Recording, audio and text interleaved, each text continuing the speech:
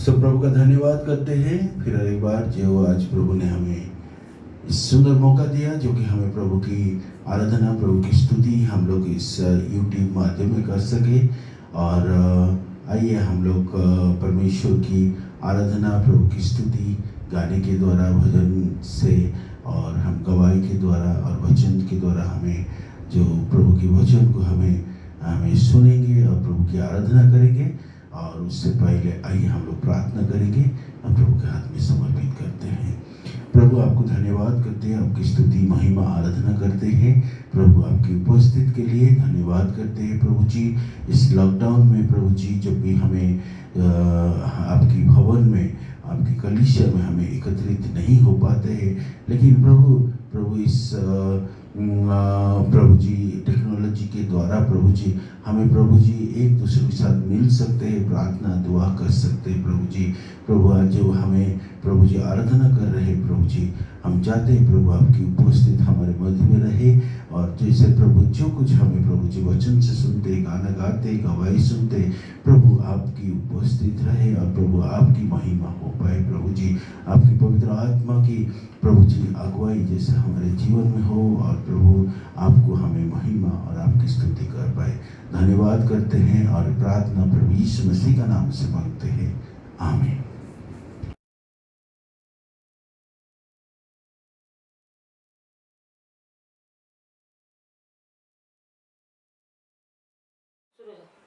आज हम प्रभु को धन्यवाद देंगे सुंदर समय के लिए कि प्रभु ने हमें उसकी आराधना करने का मौका दिया। तो आइए हम कुछ गीतों के द्वारा हम प्रभु की महिमा करें।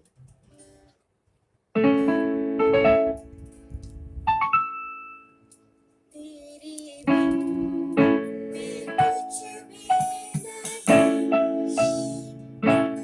तेरे बिन मैं कुछ भी नहीं,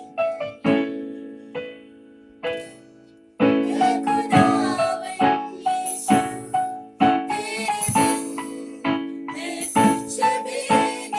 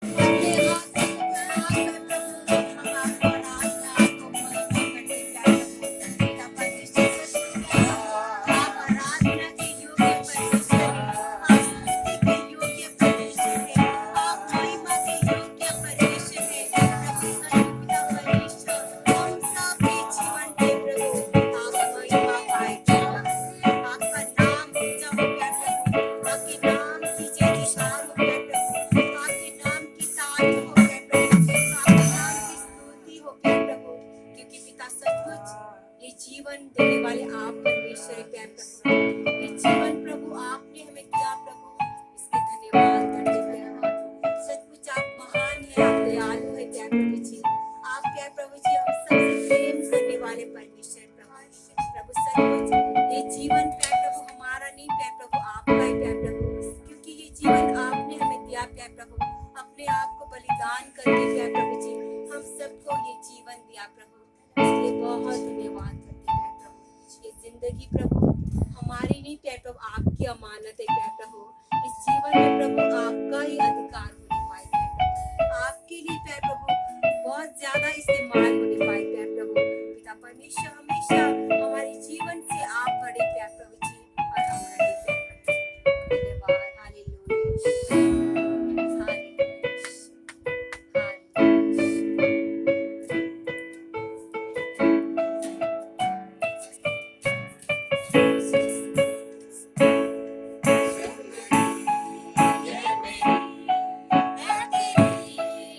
हालेलुया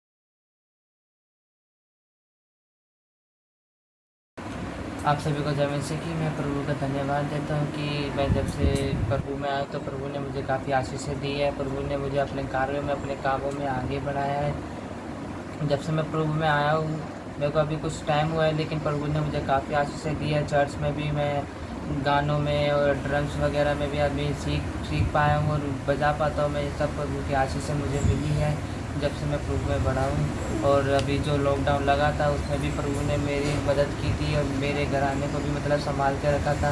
मेरे घर की कोई भी कमी घटी की, जो भी दिक्कतें थी वो प्रभु ने पूरा किया है। बस प्रार्थना में आगे बढ़ता रहा हूँ। पिता परमेश्वर ने इतनी आशीषें दी है कि मतलब मेरा अभी बीच में लॉकडाउन जो लगा था तो मेरे पास फ़ोन वगैरह भी जो था वो थोड़ा बैटरी की दिक्कत या इतनी क्या था तो डैमेज हो गया था थोड़ा, तो फ़ोन लेने के लिए भी दिक्कत आ रही थी। मैं फ़ोन ढूंढ तो रहा था लेकिन बिना प्रेयर के ढूंढ रहा था, लेकिन फिर मैंने ध्यान नहीं दिया था। फिर मैं ध्यान दिया कि मैं बिना प्रेयर के फ़ोन ढूंढ रहा, तो मैंने कुछ टाइम बाद फिर मैंने प्रेयर करना शुरू की फ़ोन के लिए भी। तो प्रभु ने मुझे लॉकडाउन के समय भी, लॉकडाउन के बाद मतलब फ़ोन भी दिलाया, तो इसमें भी सब प्रभु ने मुझे आशीष दी है। ये मेरी छोटी सी दवाई है। प्रभु जी, मैं आपका धन्यवाद करती हूँ। प्रभु जी, आपने मुझे हमेशा अपने पास रखा। प्रभु जी, मेरी सहायता मदद करी। प्रभु जी, आपके सिवा मेरा कौन है। प्रभु जी, आप भी हमारे माँ बाप, भाई बहन, सब कुछ आप भी हो। प्रभु जी, आपने हमें अपने पास संभाल के रखा। प्रभु जी, मैं आपका बड़ा धन्यवाद करती हूँ, कोड़ी कोड़ी धन्यवाद करती हूँ। प्रभु जी, आगे भी आप ही हमें संभालोगे। प्रभु जी, मेरे बहुत बार ऐसे चांस हुआ प्रभु जी जो आपने हमें बचाया। ऑपरेशन हुआ जब भी आपने हमें संभाला। प्रभु जी, हमारे सर पे हाथ रखा, हमारे कष्ट दूर करे। प्रभु जी, अभी भी मेरे को कुत्ते ने काटा। प्रभु जी, जब भी मैंने आपको याद किया प्रभु जी, आपने मेरी सहायता मदद करी। अभी भी मेरे बंदर ने काटा है प्रभु जी, आपने सहायता मदद करी। मेरे टीके नहीं लग रहे थे प्रभु जी, मैंने हॉस्पिटल में जाके आपका नाम लिया। प्रभु जी, मेरे 2 टीके लग चुके, अभी 3 रह गए। प्रभु जी, वो उसमें भी आप मेरी सहायता मदद करना प्रभु जी, ताकि मैं भी ठीक ठाक हो जाऊँ, आपके भवन में आऊँ, आपके नाम की गवाही दूँ, आपका धन्यवाद करूँ। प्रभु जी, आप भी हमारी सहायता मदद करना प्रभु जी, हमारे भी परिवार में सुख शांति देना प्रभु जी। पास्टर जी और उनकी बीवी बच्चे प्रभु जी, उन्हें भी आशीष देना प्रभु जी। उन्होंने भी हमारे बहुत वो किया प्रभु जी, हमारे नाम के बहुत वो करते हैं प्रभु जी। आप ही हो प्रभु जी, सबका भला करना प्रभु जी। जितने भी कोरोना के है प्रभु जी, हॉस्पिटल में पड़े हुए, बीमार है, दुखी है, बेसहारा अनाथ है प्रभु जी, उन सबको आशीष देना, उनके सर पर हाथ रखे, उन्हें कष्ट दूर करना प्रभु जी, ताकि वो भी अपने घर जाए, आपके नाम की महिमा करे, आपके नाम की गवाही दे, आपका धन्यवाद करे प्रभु जी। सबका भला करना प्रभु जी। Hallelujah, hallelujah. धन्यवाद, धन्यवाद मेरे पिता पुत्र परमेश्वर, मेरे खुदा बाप, मेरे यीशु मसीह। धन्यवाद को धन्यवाद चढ़ाती प्रभु जी। ये छोटी सी प्रार्थना आपके नाम से मांगती हूँ, आमीन। मैं परमेश्वर का धन्यवाद करती हूँ कि परमेश्वर ने मुझे मौका दिया कि मैं आप लोगों के बीच में भजन संहिता 121 से शेयर करूँ। ये अवसर परमेश्वर ने मुझे दिया, इसके लिए मैं परमेश्वर का धन्यवाद करती हूँ। आइए हम पढ़ेंगे भजन संहिता 121। परमेश्वर हमारा रक्षक। मैं अपनी आंखें पर्वतों की ओर लगाऊंगा, मुझे सहायता कहाँ से मिलेगी। मुझे सहायता यहोवा की ओर से मिलती है, जो आकाश और पृथ्वी का करता है। वह तेरे पाँव को टलने ना देगा, तेरा रक्षक कभी ना ऊँघेगा। सुन, इज़राइल का रक्षक ना ऊँघेगा और ना सोएगा। यहोवा तेरा रक्षक है, यहोवा तेरी दाहिनी ओर तेरी आड़ है। ना तो दिन को धूप से, ना रात को चांदनी से तेरी कुछ हानि होगी। यहोवा सारी विपत्ति से तेरी रक्षा करेगा, वह तेरे प्राण की रक्षा करेगा। यहोवा तेरे आने जाने में तेरी रक्षा अब से लेकर सदा तक करता रहेगा। जैसा कि हम ये इस वचन से पढ़ रहे हैं, मैं अपनी आंखें पर्वतों की ओर लगाऊंगा। इसमें परमेश्वर का वचन हमें कहता है कि हमें क्या है, हमेशा अपनी आंखें परमेश्वर की ओर लगाए रहना है, जो आकाश को और पृथ्वी को बनाने वाला है, जिसने हमारी रचना की है, उसकी ओर अपनी आंखें लगाए रहना है। क्योंकि साफ तौर पर परमेश्वर का वचन ये कहता है कि मुझे सहायता कहाँ से मिलती है। बहुत सी परेशानियाँ जैसे हमारे जीवन में होती है, बीमारी का समय होता है, तरह तरह के कष्ट हमारे जीवन में आते हैं, तो हमें हमेशा परमेश्वर की ओर आंखें लगाए रहना है, जिसने हमें बनाया है। कि हमें ये याद रखना है कि हमें सहायता वहीं से मिल सकती है जो हमारा रचने वाला है। तो मुझे सहायता यहोवा की ओर से मिलती है जो आकाश और पृथ्वी का करता है। वह तो तेरे पाँव को टलने ना देगा, तेरा रक्षक कभी ना होंगेगा। पाँव को टलने का जैसे कि जैसे हमारे मार्गों में वो हमारी रक्षा करता है, हमारे पाँव को कभी हमारे मार्ग को सीधा करता है, हमारे पाँव को कभी टलने नहीं देता है। वो हमारा रक्षक है। वो कभी सोने वाला नहीं है, एक पल में झपकी लेने वाला नहीं है, लेकिन हमेशा वो जागता रहता है। हमेशा वो हमें देखता रहता है, हमें ताकता रहता है, हमारी रक्षा करता रहता है। सुन, इज़राइल का रक्षक ना ऊँघेगा और ना सोएगा। यहोवा तेरा रक्षक है, यहोवा तेरी दाहिनी ओर तेरी आड़ है। यहोवा हमारा रक्षक है जो हमारे दाहिनी ओर बैठा रहता है, जो हमारी रक्षा करता रहता है। वो हमारे संग है, हमारे साथ है, वो हमारी ढाल है, हमारी आड़ है। हम उसकी छत्र छाया में अपने आप को मजबूत बना सकते हैं कि वो हमारी ढाल है, आड़ है। ना तो दिन को धूप से और ना रात को चांदनी से तेरी कुछ हानि होगी। चाहे हम घोर अंधकार से भरी हुई तराई में होकर चले, चाहे कोई भी परेशानी, कोई भी हानि, कोई भी संकट, जैसे हम अपने जीवन को जैसे चलाते हैं, देखते हैं कि कोई भी ऐसी हानि से हमें नहीं डरना है, ऐसे अंधेरे की, अंधकार की शक्तियों से हमें नहीं डरना है, क्योंकि हमें हमेशा विश्वास रखना है कि परमेश्वर हमारी रक्षा करेगा।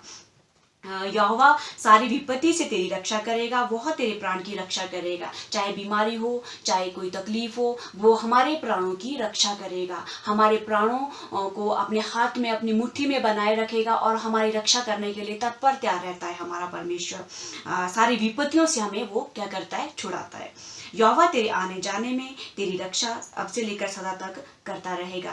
यहोवा परमेश्वर हमारे आने जाने में, चाहे हम कहीं भी जाए, उठे बैठे, कोई भी काम करे, हमेशा वो हमारे साथ रहता है। हमारे आने जाने में अब से लेकर सदा तक, जब तक हम इस संसार में जीवित है, जब तक हमें इस संसार में रहना है, तब तक परमेश्वर अब से लेकर सदा तक हमारे साथ क्या है, बना रहेगा। परमेश्वर हमारी रक्षा करेगा, इसलिए हमें कभी भी नहीं घबराना है, कभी डरना नहीं है। हमेशा परमेश्वर की ओर आंखें लगाए रहना है, वचन में मजबूत होना है, परमेश्वर के अनुसार अपने जीवन को चलाना है, उसके डर और भय में अपने जीवन को चलाना है, ताकि परमेश्वर की जो वादा जो परमेश्वर ने हमसे किया है कि मैं अब से लेकर सदा तक तेरी रक्षा करूंगा, इसलिए हमें डर और भय के साथ परमेश्वर के साथ बने रहना है और अपने जीवन को चलाना है परमेश्वर के वचन के अनुसार। हमें याद रखना है, चाहे कोई भी परेशानी हो, कोई भी बीमारी हो, कोई हमें छू सकती है, क्योंकि हमारा रक्षक, हमारे प्राण का जो रक्षक है, वो हमेशा हमारे साथ रहता है। इस बात का हमें भरोसा रखना है, इस बात का हमें हमेशा विश्वास रखना है, हमेशा प्रार्थना में निरंतर बढ़ते जाना है, परमेश्वर के साथ अपने जीवन को चलाना है और याद रखना है कि परमेश्वर हमारी रक्षा करने वाला है, वो हमारे साथ है। उसका नाम लेकर, उसको याद करके सदा अपने जीवन को चलाना है। परमेश्वर इन सब वचनों के द्वारा आपको आशीष दे। सबको जय मसीह की। सबको जय मसीह की। मैं प्रभु का धन्यवाद करता हूँ, साथ ही साथ मैं पास्टर संजीवन का धन्यवाद करता हूँ कि उन्होंने ये सुंदर मौका दिया कि मैं परमेश्वर के वचन को आपके साथ शेयर कर सकूँ। सच में इस लॉकडाउन के समय में हम एक दूसरे से दूर ज़रूर है, लेकिन ये यूट्यूब के द्वारा परमेश्वर ने हमें मौका दिया, इसलिए सच में हम उनका धन्यवाद करते हैं। आइए हम छोटी सी दुआ करके हम परमेश्वर के वचन, परमेश्वर के कलाम से हम सुनेंगे। खुदावंद परमेश्वर में धन्यवाद करता हूँ कि प्रभु आपने ये सुंदर मौका दिया कि परमेश्वर हम सब मिलके परमेश्वर आपके वचन से सीख कुछ। परमेश्वर में प्रार्थना करता हूँ कि अभी जैसे मैं वचन शेयर करूँगा प्रभु, तो प्रभु आप हमारे साथ परमेश्वर शरीर और मुख बेशक मेरा जरूर हो, लेकिन प्रभु मैं प्रार्थना करता हूँ कि परमेश्वर जो वचन है परमेश्वर आपके आत्मा द्वारा आए। परमेश्वर से मैं प्रार्थना करता हूँ, छोटी सी दुआ परमेश्वर मसीह के नाम से। तो आज जो हम चैप्टर पढ़ने वाले हैं, जो पुस्तक हम देखेंगे वो न्याय की पुस्तक से हम पढ़ेंगे। न्याय की पुस्तक उसके 6ठे चैप्टर से हम पढ़ेंगे। अगर हम न्याय की पुस्तक देखें तो पूरा का पूरा जो पुस्तक है, पूरा का पूरा जो जजेस का जो बुक है, उसमें एक चेन ऑफ इवेंट्स होता है, एक लूप जैसा एक चीज़ होता है कि एक ही चीज़, एक मतलब 3-4 चीज़ वो बार बार दोहराई जाती है। जैसे अगर मैं आपको बताऊं तो अगर हम न्याय की पुस्तक से हम पिछला अगर पुस्तक देखें तो वो यहोशू का पुस्तक होता है, जहाँ पे बताया जाता है कि कैसे यहोशू इसराइल के जन को उस कनान देश तक, उस प्रॉमिस लैंड तक लेके जाता है।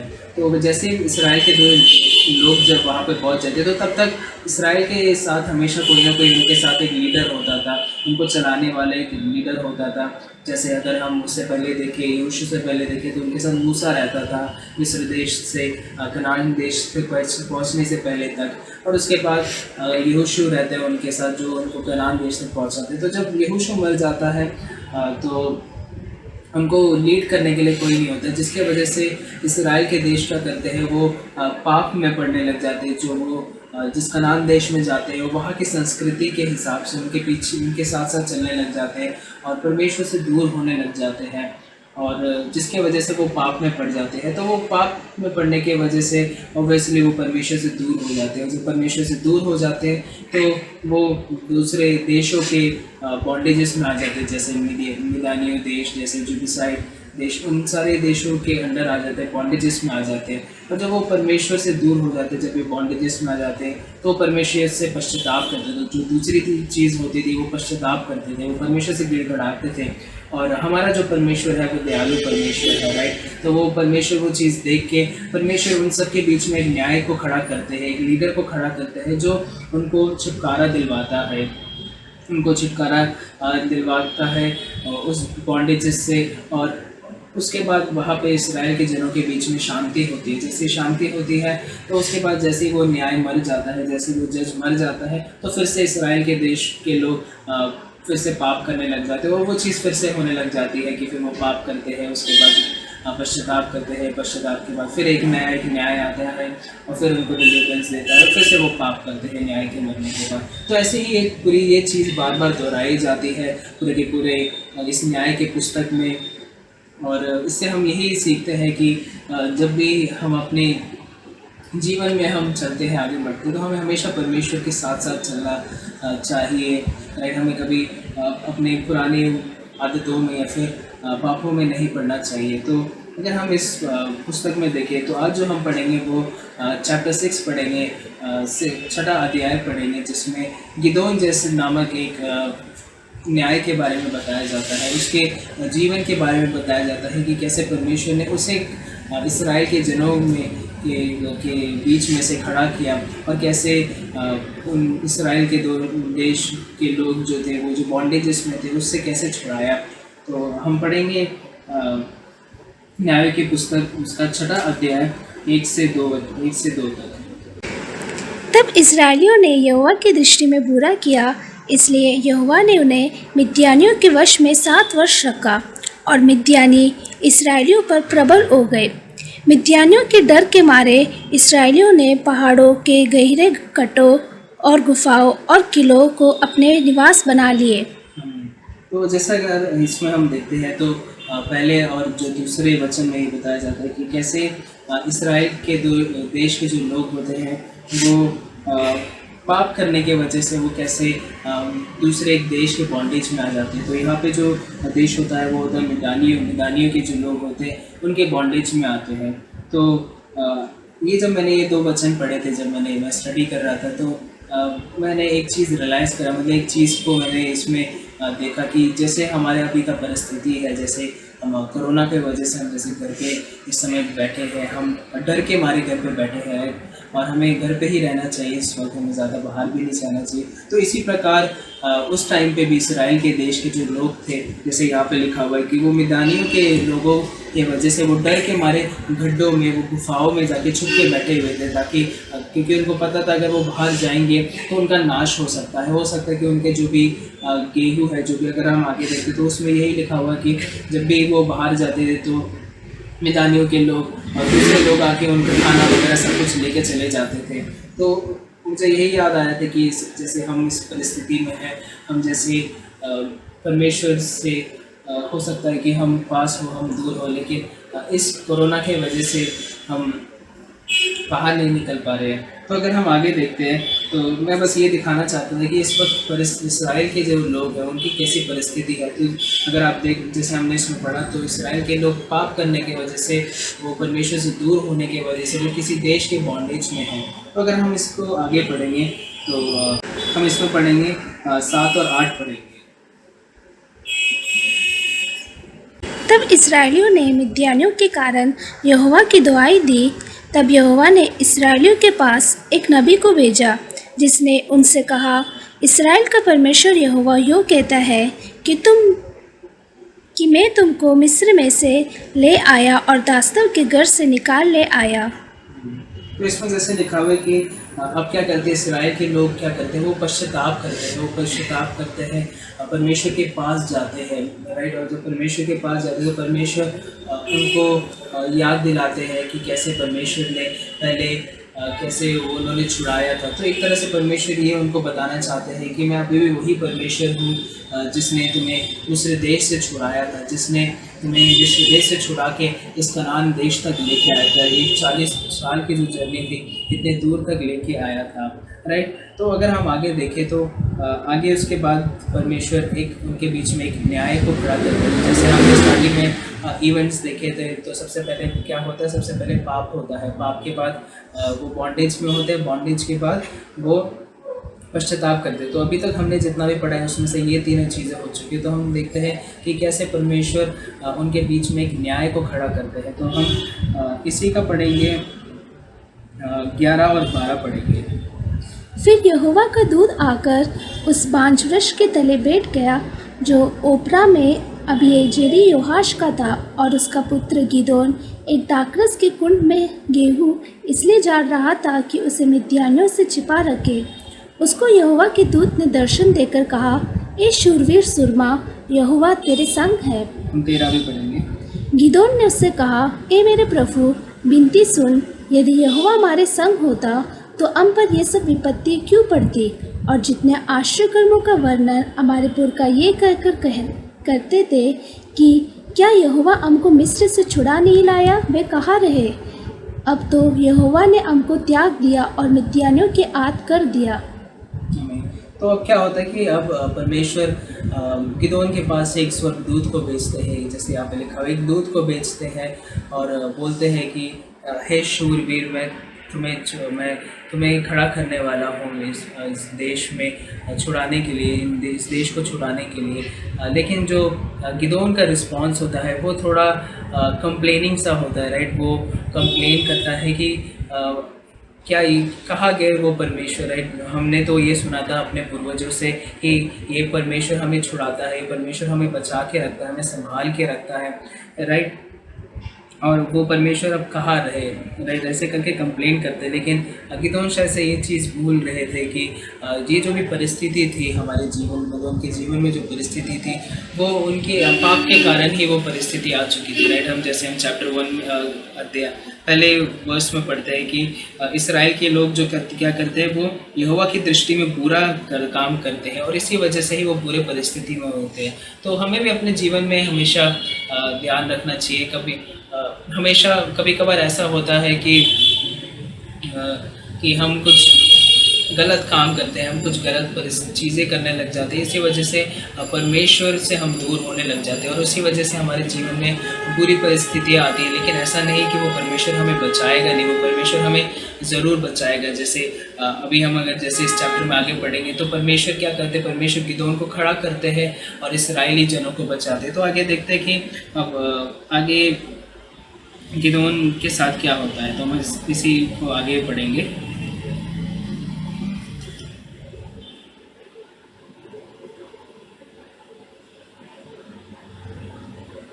हम 14 पढ़ेंगे, 14 से।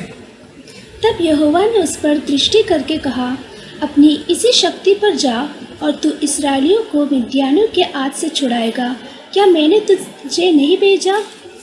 उसने कहा, ए मेरे प्रभु, विनती सुन, मैं इस्राएल को क्यों कर छुड़ाऊँ।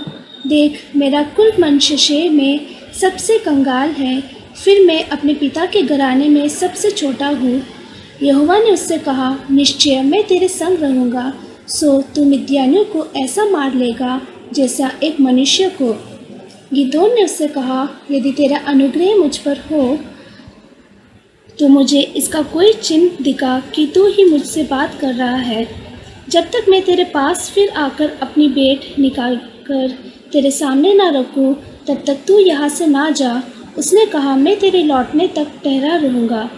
तब गिदोन ने जाकर बकरी का एक बच्चा और एक एपा मैदा की अख़मीरी रोटियाँ तैयार की, तब मांस को टोकरी में और जूस को तसले में रखकर 5 वर्ष के तले उसके पास ले जाकर कर दिया।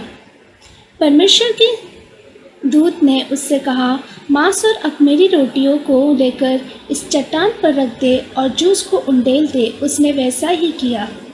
तब यहोवा के दूत ने अपने हाथ की लाठी को बढ़ाकर मांस और अख़मीरी रोटियों को छुआ और चट्टान से आग निकली, जिससे मांस और अख़मीरी रोटी भस्म हो गई। तब यहोवा का दूत उसकी दृष्टि से अंतर्ध्यान हो गया। तब गिदोन ने जान लिया कि वे यहोवा का दूत था। तब गिदोन कहने लगा, हाय प्रभु यहोवा, मैंने तो यहोवा के दूत को साक्षात देखा है। यहोवा ने उससे कहा, तुझे शांति मिले, मत डर, तू न मरेगा। तब गिदोन ने वहाँ यहोवा की एक वेदी बनाकर उसका नाम यहोवा शालोम रखा। वे आज के दिन तक अबीजेरियों के ओपरा में बनी है। आमीन।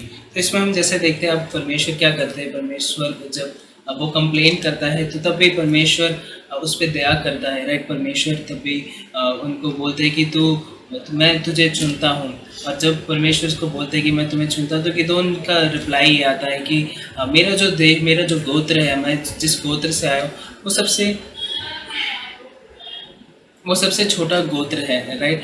और मैं कैसे लड़ूंगा। लेकिन परमेश्वर उनको बोलते हैं कि तू मुझ पर भरोसा रख, मैं तुझे छुड़ाऊंगा। तो गिदोन तब भी विश्वास नहीं करता। तो गिदोन क्या करता है, गिदोन ये बोलता है कि मैं काम करता हूँ, मैं जल्दी से आपके लिए एक सैक्रिफाइस लेके आता हूँ, आपके लिए एक बलिदान लेके आता हूँ। तो उसी टाइम वो अंदर जाता है, वो बकरे को वगैरह काट के तैयार करके लेके आता है। और जैसे ही वो वहाँ पे रखता है तो परमेश्वर उसको कंज्यूम कर लेते हैं। जैसे वो कंज्यूम कर लेते हैं तब गिदोन देखता है तो उसको विश्वास होता है कि हाँ मैंने परमेश्वर के स्वर्गदूत को देखा, और डर जाता है वो। तो अगर हम आगे चैप्टर में देखें तो इसमें बीच में ये भी फिर लिखा होता है कि तो अगर हम इसमें आगे चैप्टर में देखें तो गिदोन को फिर परमेश्वर उठाते हैं, और उठाने के बाद परमेश्वर उसको इस्राएल देश के साथ में उनको बेचते हैं मिद्यानियों लोगों से लड़ने के लिए। और जब वो जाते हैं तो वो 10,000 या 2,000 सेना लेके नहीं जाते। लेकिन अगर हम आगे अगर चैप्टर्स में देखें तो वहाँ पे ये लिखा हुआ है कि गिदोन जो होता है वो सिर्फ 300 लोगों के साथ उस देश को हराता है, उस मिदानी लोगों को हराते हैं। जबकि वो लोग ऑलमोस्ट हज़ारों में वो लोग थे जिनसे वो लड़ने जा रहा था। लेकिन उस गिदोन ने सिर्फ 300 लोगों के साथ उस देश को हराया और इसराइल जनों को फिर से डिलीवरेंस मिला। लेकिन हम अगर आगे देखते हैं उसमें तो फिर से उसमें यही होता है कि गिदोन जब जीत जाता है, जब इसराइल के जनों को जब डिलीवरेंस मिलता है, तो उसके बाद इसराइल के जन फिर से पाप करते हैं, वो फिर से परमेश्वर से दूर होने लग जाते हैं। वो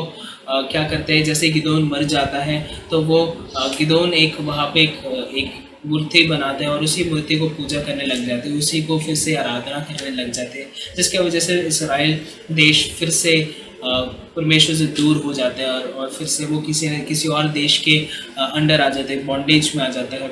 तो मैं आप लोगों को यही कहना चाहता हूँ कि हमारे जीवन में भी इसी तरीके से परमेश्वर ने हमें छुड़ाया है, राइट। हमारा एक समय था जब मैं अगर अपना पर्सनली बताऊँ, मेरा भी एक समय था जब मैं पाप में था, मैं बुरी संगति में था, लेकिन और मैं गलत कामों में था, लेकिन परमेश्वर ने मुझे छुड़ाया।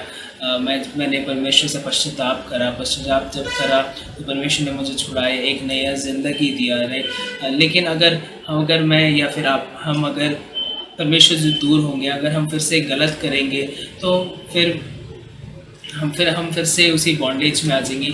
लेकिन हमारे लिए परमेश्वर को बार बार जैसे उस वक्त क्या होता था, अगर हम पूरा का पूरा अगर इस पुस्तक को देखें या न्यायों को पुस्तक देखें, जिसका पुस्तक देखें तो एक जज मर जाता है, एक जो न्याय मर जाता है, उसके बाद एक नया न्याय आता है, परमेश्वर उस न्याय को खड़ा करता है और उस न्याय के द्वारा डिलीवरेंस दिलाता है। लेकिन हमारे केस में हमारे लिए एक नए न्याय को परमेश्वर को बार बार खड़ा नहीं करना पड़ता। हमारे लिए हमारे साथ एक पहले से ही न्याय है, जो कि है हमारा प्रभु यीशु मसीह को प्रभु पिता परमेश्वर ने हमें दिया। और वो हमारे जैसे अगर हम वचन में भी देखें तो अगर हम नए नियम में देखते हैं तो ये लिखा जाता है कि प्रभु यीशु मसीह पिता परमेश्वर के दाहिने हाथ में बैठ के हमारे लिए पश्चाताप करते हैं, हमारे लिए वो हम अगर कुछ गलत करते हैं तो वो हमारे लिए पश्चाताप करते हैं, वो हमारे लिए पिता परमेश्वर से डिलीवरेंस लाते हैं, राइट। तो वो हमारे लिए हमें किसी लीडर के लिए वेट नहीं करना पड़ता। जैसे उस टाइम क्या होता था, उस टाइम इस्राएल के जन हमेशा एक या दो उनके पास यहोवा परमेश्वर थे, यहोवा परमेश्वर उनके साथ रहते थे, लेकिन तभी उनको कोई ना कोई लीडर चाहिए होता था। मूसा के बाद उनको यहोशू चाहिए था। यहोशू जब मर गया तो जब कोई नहीं था तो वो पाप में पड़ने लगे थे, और उसके बाद जब कोई न्याय आता था फिर वो डिलीवरेंस पाते थे। लेकिन हमारे लिए हमें किसी के ऊपर आस रखने की ज़रूरत नहीं है, हमें किसी मनुष्य के ऊपर आस, लीडर की ज़रूरत नहीं है, क्योंकि हमारे पास खुद ही पहले से एक लीडर है जो कि हमारा प्रभु यीशु मसीह है। वो हमेशा हर पल हमारे साथ रहता है। अगर हम में से कभी किसी भी गलत काम में फिर हम कोई भी गलती करते हैं तो हमें दूर होने की उस परिस्थिति तक जाना नहीं पड़ता। हमें सिर्फ प्रभु यीशु मसीह से माफ़ी मांगनी है, हमें बस प्रभु से माफ़ी मांगनी है, ताकि ऐसा ना हो कि हम फिर से पिता परमेश्वर से दूर हो जाए, जैसे इस्राएल के जन दूर हो जाते थे। हमें हमेशा परमेश्वर के साथ रहना चाहिए। तो इसी तरह मैं भी आप सबके बीच में यही बोलना चाहता हूँ कि जैसे अगर हम इस पुस्तक में देखें तो इस्राएल के जन एक ही चीज़ को बार बार दोहराते थे। वो जिस पाप में थे उसी पाप में वापस आ जाते थे। लेकिन हमें हमारे लिए प्रभु यीशु मसीह ने एक फुल स्टॉप डाला है। उन्होंने जहाँ पे हमें डिलीवरेंस मिला है तो वहीं पे एक फुल स्टॉप डाला है। बेशक हाँ, हम कभी कभार गलती कर देते हैं, अनजान में हम गलती कर देते हैं, हम कभी कभार पाप में पड़ भी जाते हैं, लेकिन हमें उसी वक्त हमें परमेश्वर से माफ़ी मांगना चाहिए। हमें उसको एक्नॉलेज करना चाहिए। काफ़ी वक्त मैंने देखा है कि काफ़ी लोग कुछ गलत करते तो वो सोचते कि कोई नहीं, मैंने कुछ गलत करा है तो कोई नहीं, परमेश्वर तो माफ़ कर ही देता है, परमेश्वर तो दयालु है तो माफ़ कर ही देगा। नहीं, लेकिन हमें उसका एहसास होना चाहिए, हमें एहसास होना चाहिए कि हमने क्या गलत करा है, क्योंकि वचन यही कहता है कि तुम पश्चाताप करो। जब तुम पश्चाताप करोगे तो प्रभु तुम्हें ज़रूर माफ़ करेगा। बेशक प्रभु हमें माफ़ ज़रूर करता है, लेकिन हमें पता होना चाहिए, हमें रियलाइजेशन ज़रूर होना चाहिए कि मैंने क्या गलती करी है। जब एक बच्चा जब स्कूल में कुछ गलती करता है तो उसके टीचर उसको ज़रूर डांटते हैं, राइट। मेरे साथ भी ऐसे काफ़ी बार हो, मैंने कुछ गलती करी तो टीचर ज़रूर डांटते हैं, लेकिन जब हम टीचर को बोलते हैं कि हाँ मैम ये चीज़ गलत करा है तो मैं माफ़ी मांगता हूँ, तो वो टीचर बिल्कुल हमें ज़रूर माफ़ करते हैं, राइट। वो उनको ये चीज़ सुन के अच्छा लगता है कि हाँ जिस भी पर्सन ने गलती करी, जिस भी बच्चे ने गलती करी, उसको एहसास है कि उसने जो करा है वो क्या गलत करा है। और जब हमें एहसास होता है तो हम ज़रूर ध्यान रखते हैं कि हम वो चीज़ फिर से ना करें, राइट। तो मैं आपको भी यही बोलना चाहूँगा कि हम हमेशा परमेश्वर पे आस रखें, हम हमेशा परमेश्वर के साथ रखें। अगर हमसे कोई गलती होती है तो हम परमेश्वर से माफ़ी मांगे, और हमें उसका एहसास भी होना चाहिए, और परमेश्वर को बोले कि हाँ परमेश्वर मुझे एहसास है और मैं बिल्कुल इसको फिर से नहीं करूँगा। तो जैसे इस पुस्तक में गिदोन को परमेश्वर ने खड़ा किया था, वो छोटा सा एक घर से था, छोटे से एक गोत्र से था, वैसे ही परमेश्वर आपको भी छोटे से जगह से खड़ा करके एक हो सकता है वो एक बड़े जॉब में आपको डाले, हो सकता है वो एक अच्छे से स्थान पे लेकर आए, राइट, आपको बहुत सक्सेस दे। लेकिन हमें हमेशा याद रखना चाहिए कि परमेश्वर ने कैसे हमें छुड़ाया। जैसे जब इस्राएल के जब पाप करते हैं तो परमेश्वर उनको एहसास दिलाते हैं, उनको बोलते हैं कि क्या तुम भूल गए हो कि कैसे मैंने तुम्हें मिस्र देश से यहाँ तक लेके आया था। तो हमें हमेशा वो चीज़ याद रखनी चाहिए, हमें कभी भी परमेश्वर के उपकारों को भूलना नहीं चाहिए। जैसे वचन संहिता में लिखा हुआ है कि हे मेरे मन यहोवा का धन्य है, तो उसके किसी भी उपकारों को ना बोल। तो हमें किसी भी उसके परमेश्वर के उपकारों को नहीं भूलना चाहिए, बल्कि उसको हमेशा याद रखना चाहिए। ऐसा नहीं होना चाहिए कि हमें कोई बाहर का लोग या फिर परमेश्वर खुद ही बाकी बोले कि मैंने तुम्हारे लिए ये करा है। हमें हमेशा उस चीज़ का हमेशा दिल से एहसास होना चाहिए, हमें हमेशा रियलाइजेशन होना चाहिए कि प्रभु ने हमारे लिए क्या करा है। हमें कभी भी उनके उपकारों को नहीं भूलना चाहिए। तो मैं आशा करता हूँ कि परमेश्वर ने आपको इस वचन के द्वारा आशीष दिया होगा। सबको जय मसीह की। हालेलुया। सब प्रभु का धन्यवाद करते हैं। आज हम लोग प्रभु की आराधना, प्रभु की स्तुति हम लोग मिलकर कर पाए, और इसलिए प्रभु का धन्यवाद करते हैं। और प्रभु का धन्यवाद करते हैं, हम सबको प्रभु अच्छे से रखा है, और पूरा इस हफ्ता प्रभु ने हम सबके साथ रहे, इसलिए प्रभु का धन्यवाद करते हैं। और हमें प्रार्थना करेंगे प्रभु जैसे हम सबको अनुग्रह करे, आशीष करे, सो दैट हमें आगे भी प्रभु को अपने जीवन में पहला स्थान दे और प्रभु को हमें अपने जीवन में हमें उनको आदर और महिमा हम दे पाए। और मैं चाहता हूँ जब हमें इस यूट्यूब माध्यम में और इस आराधना को हम लोग करते हैं, और मेरी रिक्वेस्ट है हमारे सारे चर्च मेंबर और जो कि हमें इस जब आराधना को हमें देखते हैं और पूरा परिवार के साथ बैठे और प्रभु की आराधना, प्रभु की स्तुति हमें मिल के करेंगे और सो प्रभु का महिमा, प्रभु की स्तुति जैसे हो पाए। सो प्रभु का मैं धन्यवाद करते आज हम लोग सुंदर वचन सुने, गवाही सुने, आराधना किए और इसलिए प्रभु का धन्यवाद करते हैं।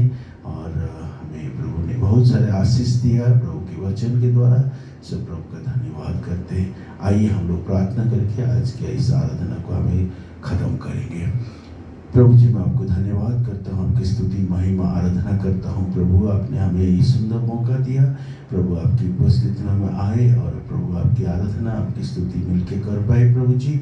और प्रभु जी धन्यवाद करते हैं और मेरे सारे भाई बहन के लिए जिनको प्रभु आपने आज इस्तेमाल किए, और प्रभु जी जो कि आपकी महिमा और आपकी स्तुति प्रभु अलग अलग तरीके से करने के लिए धन्यवाद करते हैं। आप प्रभु जी हम सबके जीवन में एक सुंदर सुंदर गवाही भी दिए, और प्रभु जी आपके वचन में प्रभु जो आपने हमें आशीषित किए और हमें एक दूसरों के साथ हमें उत्साहित कर सके प्रभु जी, धन्यवाद करते हैं, आपकी स्तुति महिमा आराधना करते हैं। प्रभु जी हम सबके साथ रहे, हम सबको अच्छा स्वास्थ्य दे, और प्रभु जी हम जैसे अपने जीवन में प्रभु इस संसार के सारे चीज़ से सबसे ज़्यादा जैसे हमें आपको प्यार करे, प्रेम करे, धन्यवाद करते हैं। और सारे आदर महिमा में आपको दे के प्रार्थना प्रभु यीशु मसीह का नाम से मांगते हैं, आमीन। हमारे पिता परमेश्वर की अनुग्रह और प्रभु यीशु मसीह का प्रेम, पवित्र आत्मा की उपस्थित हम सब के साथ और विशेष करके हमारे कलीसिया के हर मेरे भाई बहन के साथ अभी और जीवन के अंत तक होते रहे, आमीन। सबको जय मसीह की। God bless you all.